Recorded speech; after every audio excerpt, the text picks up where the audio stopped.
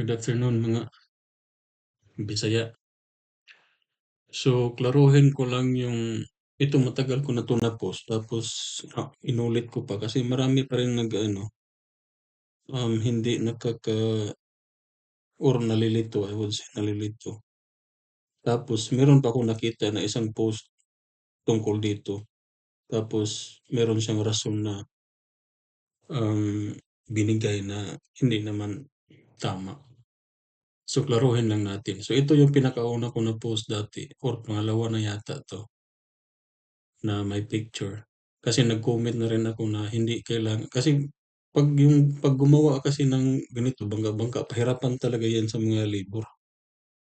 Yung ano, lalo na okey lang kung mga 10M or 10mm, okey lang. Pero kung mga 16mm na diameter na medyo ano na 'yan. So ang sabi ko dito is paalala, hindi kailangan na naka-crank ang bakal sa slab or sa beam, puwede straight lang 'yan. Kasi cost lang yung kino-consider niyan. Tapos, um, nag-post ako ulit tapos meron ding post na nakita ko tapos ito yung mga rason na, ito, eh, sabi niya, hmm, dito daw sa Baguio kailangan pa kailangan pa yung bangka-bangka daw sa mga project nila sa Baguio kasi taon-taon kami nililindol at may trauma pa mga tao, mga nagpapagawa ng mga bata noong 1990 killer quake. So, parang ang rason niya is dahil sa earthquake, kailangan pa ng bangka-bangka or itong crank bars ito, 'no, which is wala, mali 'yan. Tapos ito natawa natawa pa ako dito sa isa, sabi niya, "Kailangan 'yan, huwag mong gawing tamad ang steelman mo boy." Parang gano'n. So, ito comment niya 'to sa post ko pero ito yung rason niya nung nag-comment din ako sa ano niya. Tapos meron ito si RA Struck, kinomentan siya na hindi kailangan din. Tapos nag-comment din ako, tapos ito yung ano, so mayroon na kaming ano, nagpalitan ng comment na ano, na hindi walang walang kinalaman ng earthquake diyan. So, pinoint out ko na rin 'yan na kahit saang ano, kahit saang, ah, provision ng, ECIA. May nagtanong sa akin saan daw sa NECP, sabi ko hindi ko familiar ang NECP pero kung tingnan mo yung mga ano, ECI kasi naka-ano lang naman, nakabase lang naman sa ECI. Wala ka talagang makikita na ganito na provision na kailangan i-crank yung bars, may bangka-bangka. So, nag-research na rin ako, may ma-trigger naman ito. May na-trigger kasi nung sinabi ko na ayon sa aking pananaliksik. So, nag-research na rin ako kung saan talaga yung ano dito. Kasi kahit ako, yung naabutan ko sa school, wala na yan. Wala na yung bangka-bangka. Pero sa construction, sa field, palagi kong nakikita yan. So, lately na lang, dati wala naman akong ano problema diyan kung yan ang nakasanayan, o sige, hindi ko rin wala rin akong ano dun, ideya na or wala bang parang ano na hanapan talaga kung anong rason kung bakit ganyan. Nung sa ano na sa practice na, wala talaga akong nakita na ganyan, na magbend-bend pa ng ano, magbend-bend pa ng bakal. So, nung gumawa ako ng page tapos nakita ko, naalala ko na ganyan. So, nag-start na ako ng post na hindi yan kailangan. Tapos, um, ni-research ko na rin na saan ba talaga yan nanggaling or saan yan kasi hindi mo naman yan or I would say hindi naman yan, maging practice sa atin kung walang pinanggalingan yan. So nag-research ako. Ang sa lahat ng nababasa ko, palaging sa old code daw ganyan, ganyan, ganyan. Tapos meron akong isang comment na nabasa sa forum na ang sabi, 1963 pa yan, na provision ng ECI merong ganyan. Tapos sa mga bago wala na. So, tiningnan ko ngayon yung, um, ECI. So, ito yung nakita ko. So, ito talagang yung nakita ko sa internet, download ko, tingnan mo yung ano, panahon pa ni ano, carbon paper pa yata yung ginagamit nito pag pagkopya. So, ito 1963. So, sobrang tagal na 'to. Hindi pa nga siguro nagkakilala yung parents ko sa time na 'to. So, 1963. So, hinahanap ko ngayon inisa-isa, 74 pages lang.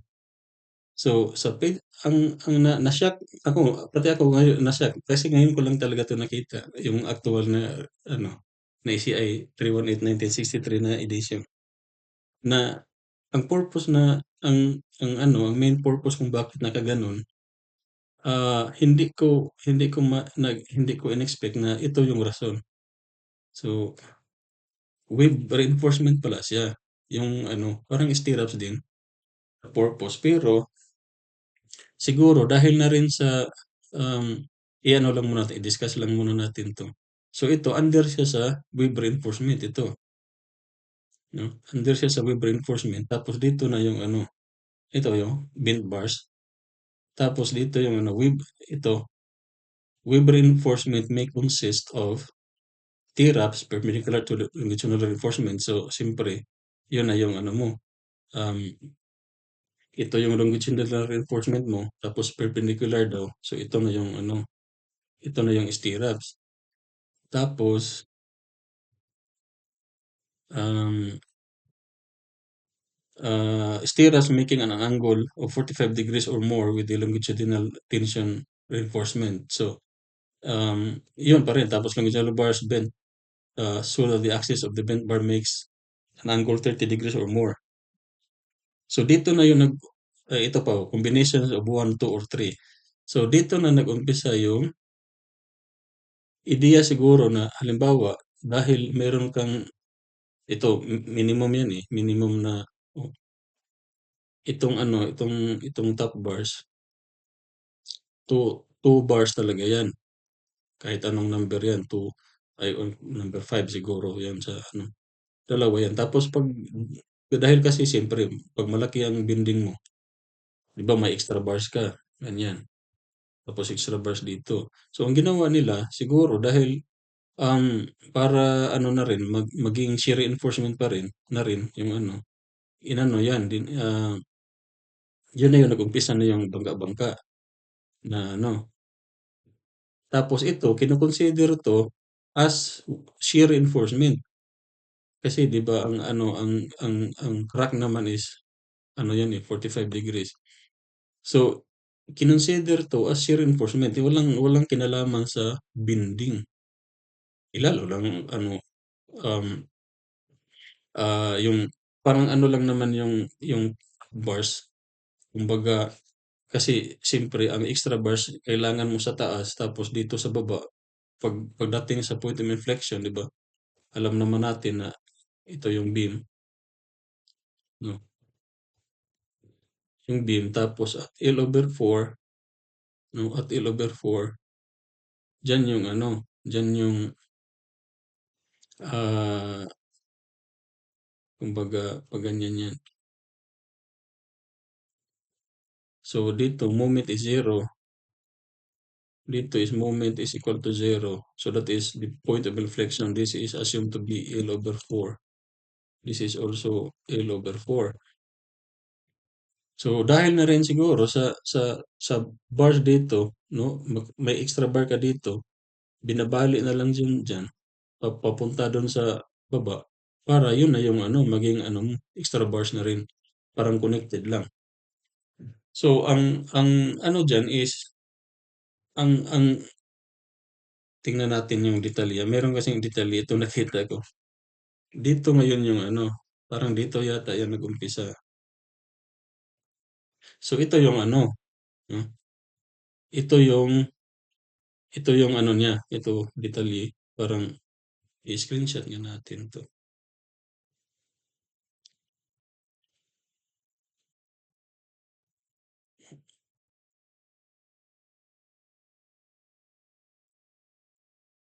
Pasensya, diyan,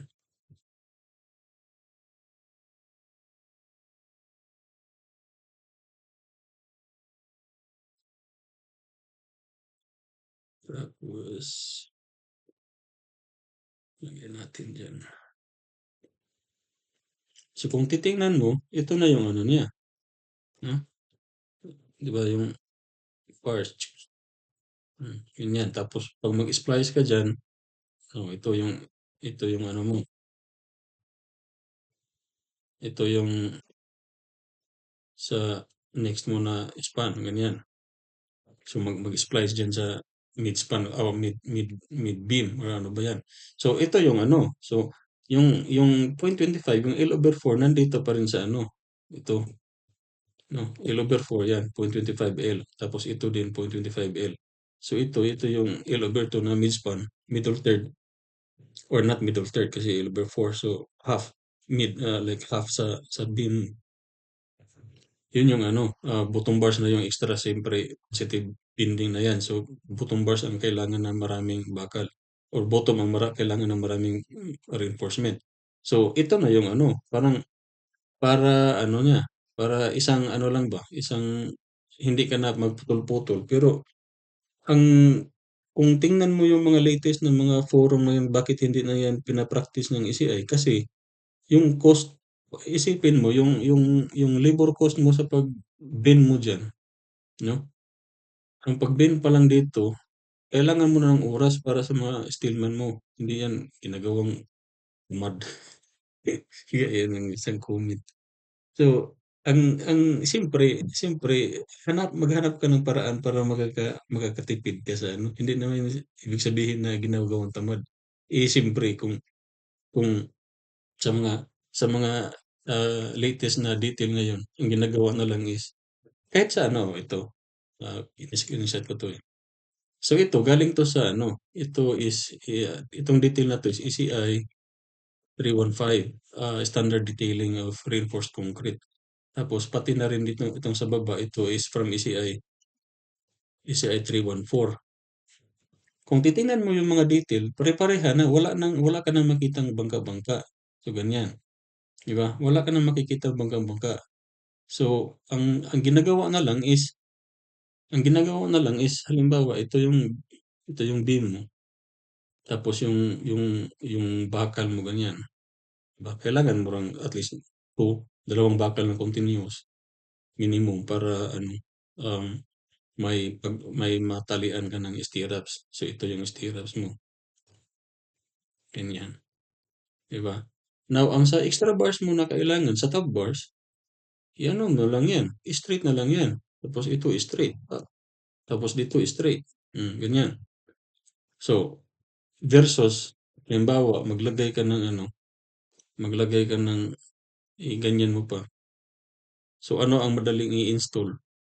Yung straight bar o naka-crank bar. Halimbawa, naka-install na, ewan ko lang kung anong sequence ng depende na din 'yan kung ano ang sequence ng placement ng bakal sa ano.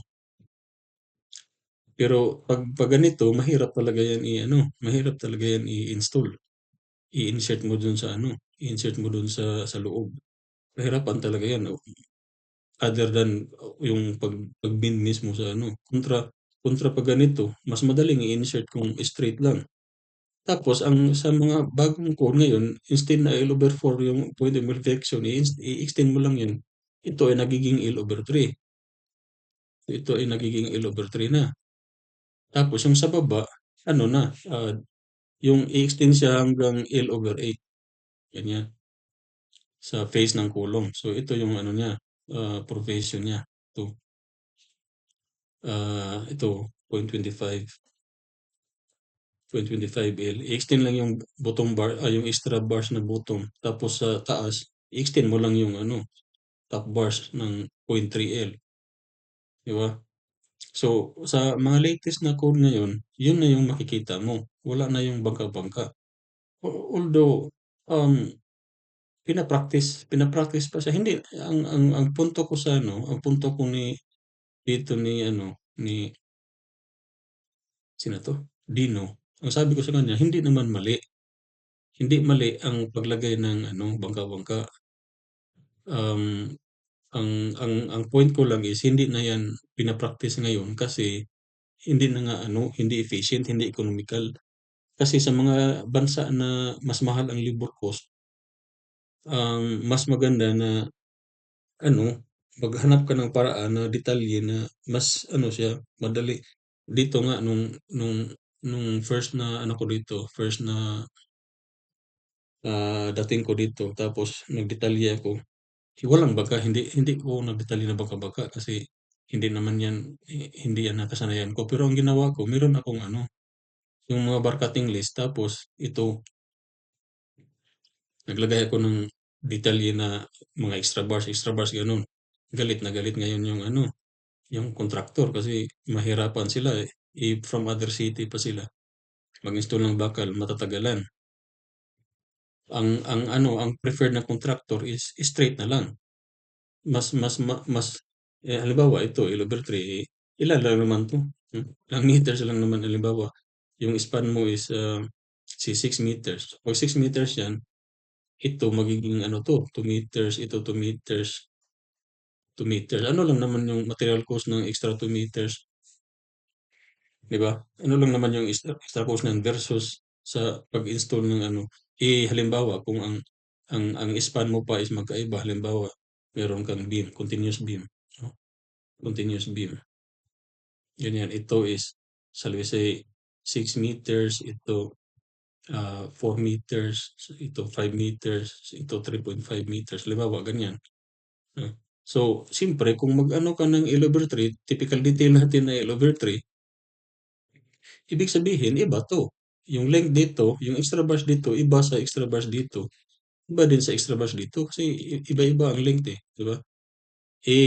Problema ngayon 'yan sa site, paano kung magkabaliktad. Tapos in the part sa kuwan, sa inspector, mahirap din 'yan kasi every extra bars kailangan mo 'yang i-measure, 'di ba? Kailangan mo 'yang ano, i-measure 'yang na dapat tama 'yung ano niya, placement niya, eh, kung L over 3, L over 3 is 2 meters dito, pero L over 3 dito is ano lang, 4 over 3, 1.3 something. So, kung ang extra bar dito malagay dito tapos ito, okay lang kasi mas mahaba, eh, what if kung yung extra bar dito nalagay, o 'di ipatanggal mo na naman, 'di ba? So, yun yung ano, so ang gusto ng mga kontraktor is tuloy-tuloy na lang. So, yung mga picture ko na post ko dati, na pinakita ko na may caption ako na, "Oh, ito ang gusto ng kontraktor." Yung kung makikita niyo tuloy-tuloy lang. Tuloy-tuloy lang yung bakal kahit hindi na kailangan sa mispa ng extra top bars, pero tuloy-tuloy pa rin 'yan kasi madali sa installation. Eh, lalo na kung siguro nagdetalye ako ng may bangka-bangka baka masabunutan ako ng buhok niyan kahit kalbo ako. So 'yun yung ano, 'yun yung, um, ang mga consideration sa ano dito.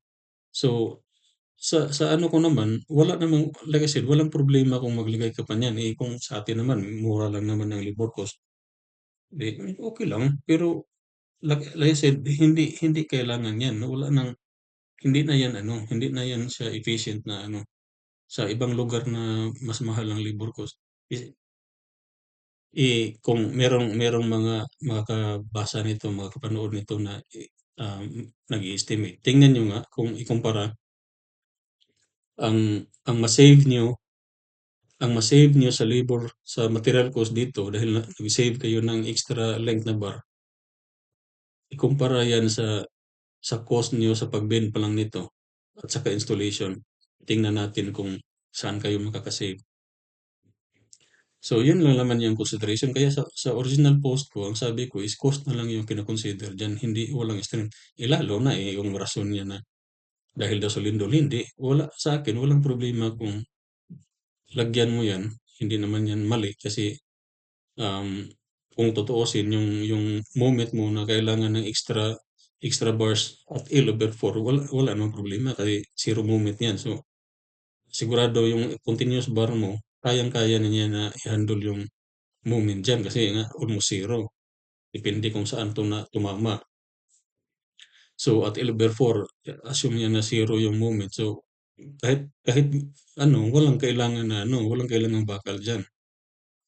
So, kung lagyan mo walang problema, pero sa tamang rason. Hindi puwede na sabihin mo na ano, mali, as in mali talaga 'yan, walang walang walang kinalaman 'yan, na dahil sa earthquake. Hindi naman 'yan earthquake ang dahilan. Lalo na ito, dahil ginawa ko raw tamad yung ano. So, again, klaro naman siguro kung kahit kahit tingnan niyo yung lahat ng ano, lahat ng mga building code ngayon sa ACI or NECP na bago, I don't think na may mahanap ka pa ng provision tungkol sa bangka-bangka, 'no? So, wala na 'yan, lumang ano na 'yan, talaga panahon pa 'yan ni Limahong. So, again, kung i-practice niyo pa rin 'yan hanggang ngayon, hindi naman siya mali, pero mag-isip-isip kayo kung nakakatipid ba talaga kayo sa ganyan. Talagang pahirapan 'yan, okey lang kung 10 lang, walang problema, siguro madali lang.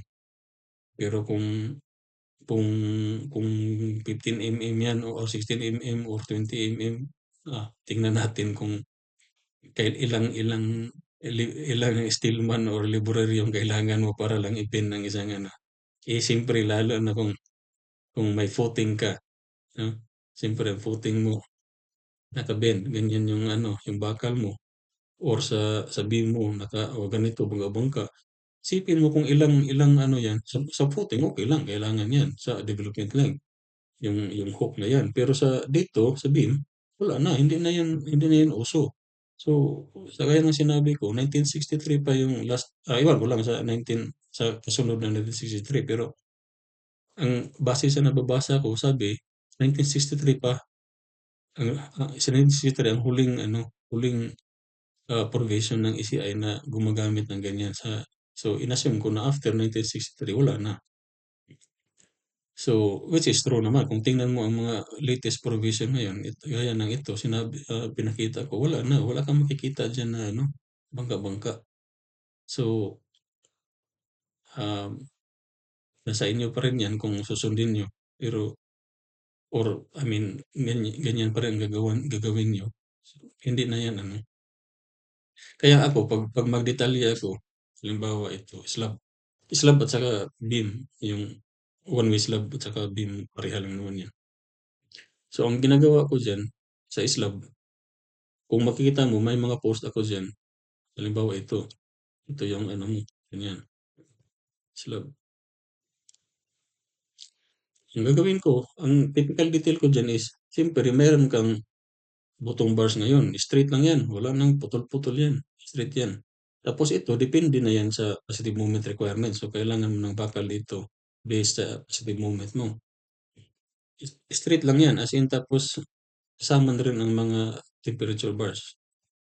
Kung two-way slab 'yan, ito min bar pa rin 'yan, pero kung halimbawa one-way slab, so maging ano lang 'yan, temperature bars, bottom 'yan. Now, dahil kailangan ko ng top bars at positive bending or negative bending sa may support, ang gagawin ko is maglagay lang ako ng extra bars diyan. Maglagay lang ako ng extra bars. Tapos yun na yun, 'no? Yun na yung ano mo. Ito is make sure lang na ito is L over 3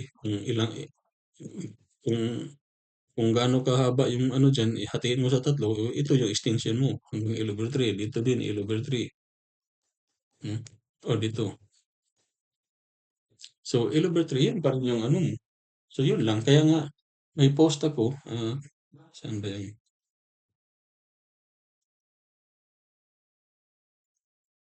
May post ako dito na, ito yata. Oh, ito. Tingnan niyo. Pero ano to, two-way slab. I mean, tapos may top bars pa rin sa ano. So, tingnan mo. Ang ginagawa ko is, yun lang, maglagay ka lang ng extra bars, di ba? Kung saan mo kailangan. Kasi di mo naman kailangan ng extra top bars dito kasi bending nga. So, para ano, simple lang yung ano mo, reinforcement mo, layout. Ganyan lang, mas madali pa kaysa magbangga-bangga ka pa. pahirapan pa sa ano, pahirapan pa sa pag ano diyan, pabriki tapos installation. So ito na lang, ganyan lang ang gagawin ko, hmm. So again, hindi hindi siya mali na ginagawa mo pa rin 'yan pero sa tama namang rason. Wag yung ano, kasi costing lang talaga ang kino-consider niyan ngayon. Dati ginagamit pa 'yan sa yung PCI 318 1963 ginagamit 'to as wave reinforcement pero sa portion lang, 'no? Ginagamit lang siya sa portion tapos nakalagay pa dun na 3/4 lang sa halimbawa ano 'yan kahaba, 3/4 lang 'yan yung effective na ginagamit para sa wave reinforcement. Pero dito na portion, wala, ito pa rin yung main shear reinforcement mo. So, siguro klaro na, um, I hope yung mga ibang mga kapatid natin sa construction industries, mababasa nila 'to at, unti-unti nating ano, um, hindi hindi kasi porket 'yan ang nakasanayan is 'yan lang yung tama at saka yung parang sa'yo kung sa'yo bago pa 'yan, hindi hindi ano, sa ngayon wala ng basehan yung bangka-bangka. Pero kung gagawin mo pa rin, bahala ka na. Pero sa tamang rason, 'wag lang yung ganito na sabihin na dahil sa earthquake, wala 'yan. Eh, lalo na kung sabihin mong ginagawang tamad. So anyway, 'yun lang, kinaklaro ko lang. Sige, ba-bye.